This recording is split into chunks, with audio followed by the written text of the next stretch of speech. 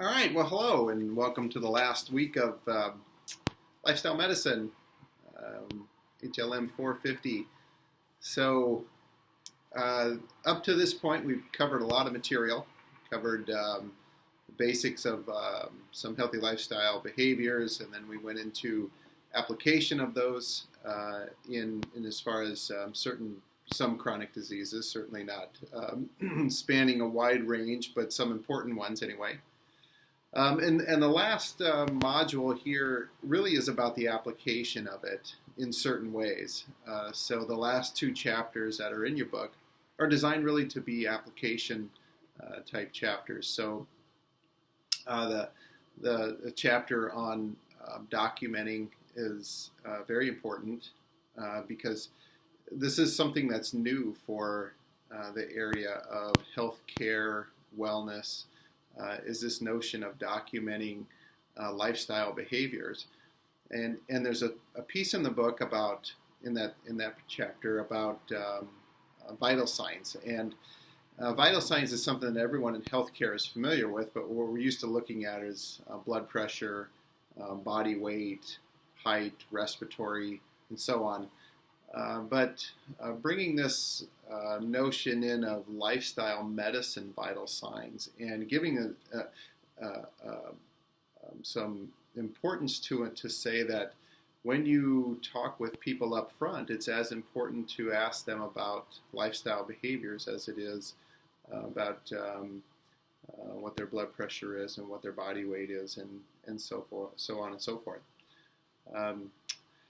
But one thing that's not in the book, really, that I wanted to cover with you is taking this a step further. And lifestyle is wonderful, and we've been talking about that before, in particular in this course. But expanding that into the other components that affect people's lives as far as their health goes. We know that about 30% of the factors that determine health are health behavior related. We've talked about, the lifestyle ones, some of the lifestyle ones, but there are other ones in addition to those also. But those do make up a big chunk of what determines folks' health, 30% or so.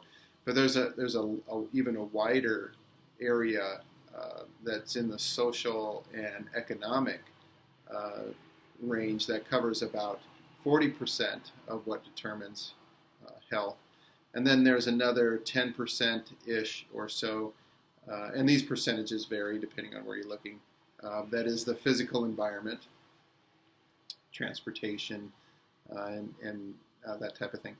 And that would include, we can just expand on that for a second, but transportation would include public access to public transportation, but it would also include walkability of neighborhoods and so on. And then the other component that makes up around 20%, a little bit less, is the healthcare system, and this would be the access and the quality of healthcare. So, as you can, you just look at those percentages, and most of them are not related to what we typically think of as what makes people healthy, the healthcare system. So social and economic and health behaviors make up about 70% of, or more, of what determines folks' health. So if you want to look at documenting and you look at vital signs, lifestyle medicine is important, but then so is looking at social and economic.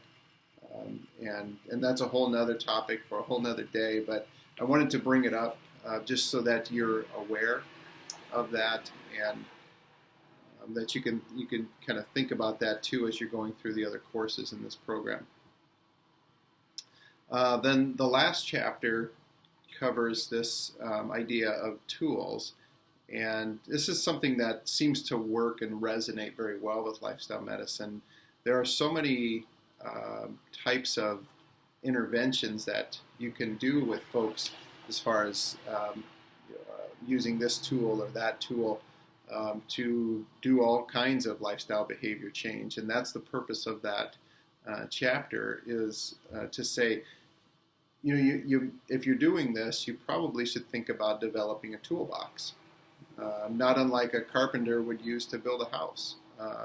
There are many types of tools that it takes to build a house, just like there are many different types of tools that could be used to maintain, build, and maintain health and well-being. And that's the kind of the mindset for this is to have a wide array of tools that you can use. Not every tool is going to work for every person in every situation, meaning that maybe using a step counter for one person works for weight loss, but it doesn't for another person, and that person, the one that it doesn't work for, you need to find a different tool that does.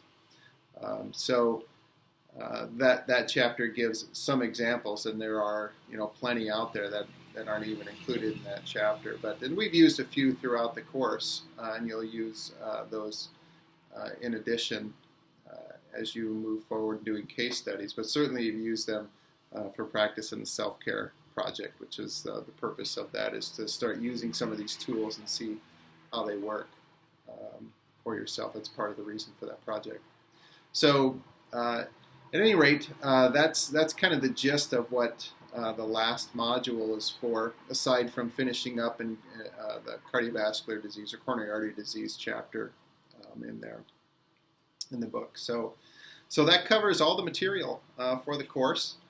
So I think it gives a good foundation, a good advanced introductory, maybe is a good word for it, to lifestyle medicine. Certainly should raise a lot of questions in you about where we should go from here, as far as where you should go in particular for your interests, and what more that you would like to study, what more information you want to dive into to learn more about.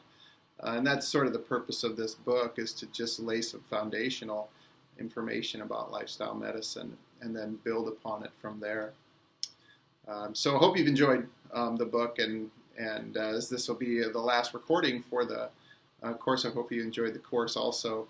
I'm very much looking forward to you looking at your self-care projects, as that's a major outcome for this course, obviously, and for the program, the Healthy Lifestyle Management Program.